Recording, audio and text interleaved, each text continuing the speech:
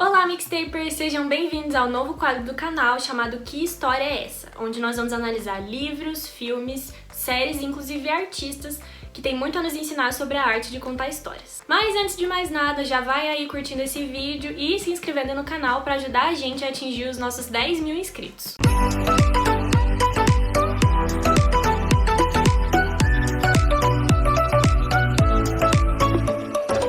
Todas as vezes que alguma série é cancelada, aparece um fã de Enittany para compartilhar essa dor que é não ter uma continuação para sua história favorita. Mas o que essa série sobre uma menininha ruiva tem de tão especial e tão incrível que fez os fãs chegarem a fazer uma vaquinha para alugar o outdoor mais caro da Times Square só para tentar convencer a Netflix a fazer uma continuação? Bom, eu tenho alguns palpites, e eu acho que tem muito a ver com a forma como a Enittany conta a sua história. Então vamos lá e vamos aprender a contar histórias com Enittany. One day, Princess Cordelia arrived at the most beautiful kingdom in the world. Quem já assistiu Enittany sabe que a Anne é uma das personagens mais sonhadoras e mais meigas que existem na cultura pop hoje. Ela tem um olhar muito mágico e muito inocente sobre o mundo, e isso acaba inclusive contagiando o espectador. A Anne Shirley Cuthbert é capaz de despertar a criança interior de qualquer pessoa, e é por isso que assistir ela é tão gostoso. A série traz uma história super leve, super feliz, super alto-astral, de um jeito que a gente inclusive não tá muito acostumado a ver hoje, porque, não sei se vocês também sentem isso, mas parece que todas as séries e filmes que fazem sucesso tem morte, tem tristeza, tem guerra, violência. E aí vem a Enittany, que traz uma história super leve, super romântica, igual a personagem. E aí você tá lá assistindo e de repente tudo que você quer fazer é ir pra Green Gables, entendeu? Respirar o ar fresco da fazenda e comer os deliciosos bolinhos de ameixa da Marilla. Mas tudo isso, claro, sem perder a seriedade da história. Afinal de contas, Enittany é conhecida por ser uma série que problematiza várias questões sociais aí, inclusive eu vou falar sobre isso mais tarde. A questão é que a série realmente cria um mundo pra onde você quer ir e cria personagens que você gostaria muito de conhecer na vida real. É uma história que realmente dá espaço pra imaginação, entendeu? Does needlepoint provide much scope for the imagination?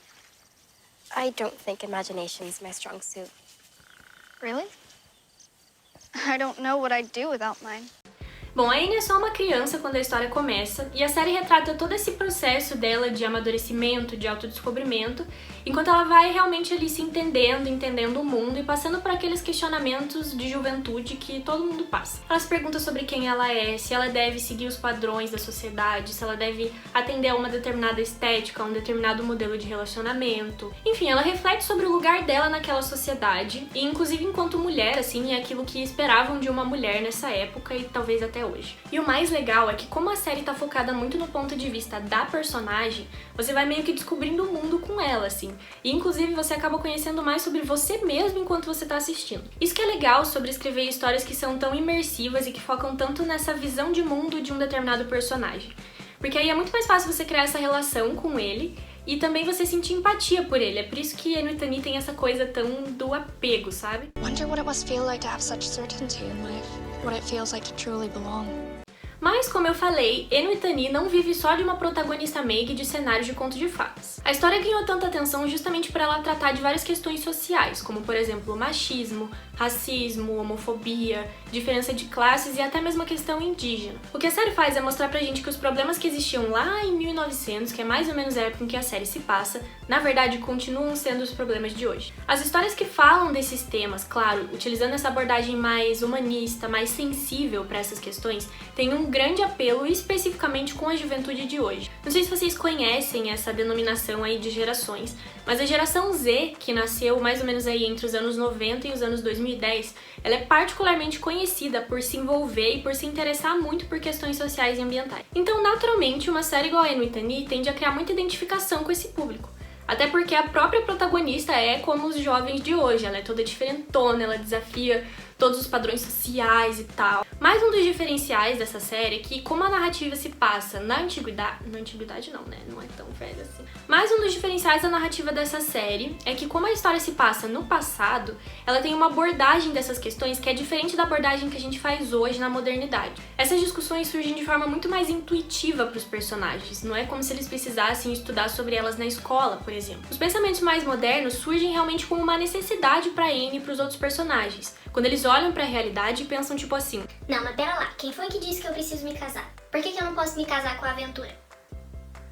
Isso aí tá errado, vamos rever isso aí. A Anne, por exemplo, ela é uma menina super feminista, ela defende os direitos das mulheres, ela defende a emancipação das mulheres, e ela faz tudo isso sem nunca ter ouvido a palavra feminismo na vida. É nesse momento que aquele estereótipo que a gente criou hoje do que é uma mulher feminista cai por terra absolutamente. E isso, inclusive, ajuda a gente a chegar um pouquinho mais próximos do que o feminismo realmente é. It doesn't make sense that girls aren't allowed to do farm work when girls can do anything a boy can do, and more. Quem assiste Anne with Annie tem a oportunidade de crescer e se desenvolver junto com a Anne e também com vários outros personagens, como a Diana e o Gilbert, ao longo das 3 temporadas. Esse é um dos grandes motivos que faz a galera se apegar tanto na série, na minha opinião. É que quando você tem a oportunidade de acompanhar um personagem desde a infância e você vê ele lá pequenininho, sabe, não sabe nada da vida, aí ele vai descobrindo, vai passando pelo processo, vai entendendo o mundo à volta dele, você fica com aquela vibe meio tipo, cara, isso cresce tão rápido. Essa, inclusive, é uma das minhas teorias para explicar o porquê que Harry Potter também é uma franquia que é super querida pelos fãs. Porque pensa, é muito mais fácil você criar esse vínculo com o personagem quando você acompanha ele desde a infância e você vai vendo todo esse processo, do que quando você só vê ele lá quando ele já é adulto e ele já passou por um monte de coisa e você não entende muito bem o que levou ele a ser assim, sabe? E principalmente quando é uma história voltada para o público jovem, como é o caso tanto de Harry Potter quanto de Anne with Annie, o pessoal vai acompanhando ali filme a filme, temporada a temporada, e eles vão meio que crescendo junto com os personagens. Então nada mais justo do que os fãs de Anne with Annie querendo ver a Anne nessa fase adulta, depois de já ter aprendido tudo que ela aprendeu e aí tendo novos desafios. Você quer ver a Anne na faculdade, você quer ver ela virando professora, escritora, você quer ver o Gilbert virar pesquisador, quer ver a Diana dando um soco na cara do patriarcado, essas coisas. E uma coisa muito inteligente dessa série também é que não são só os personagens crianças que têm todo esse crescimento assim ao longo das 3 temporadas. Aliás, se você perguntar pra mim, os personagens que mais evoluem ao longo da série, que crescem realmente assim como pessoas, são a Marilla e o Matthew. Pra mim, esses 2 irmãos são a coisa mais fofa de assistir, e eles são realmente os melhores personagens de Anne with Annie. Ver o quanto os dois mudam depois da chegada da Anne, o quanto eles aprendem, é a coisa mais linda. Eu adoro. Inclusive, a galera das redes sociais adora aí ficar biscoitando o Gilbert, falando que ele é o melhor homem dessa série, não sei o quê. Pois eu digo que o melhor homem de Anne with Annie se chama Matthew Cuthbert. Escuta o que eu tô falando. I mean, if we want to do right by Anne, I reckon that means seeing that she has a fuller life than us. E o último motivo que, na minha opinião, faz as pessoas quererem tanto uma 4ª temporada de Anne with Annie é que os escritores souberam fazer um final que fosse tanto satisfatório quanto insatisfatório pro público.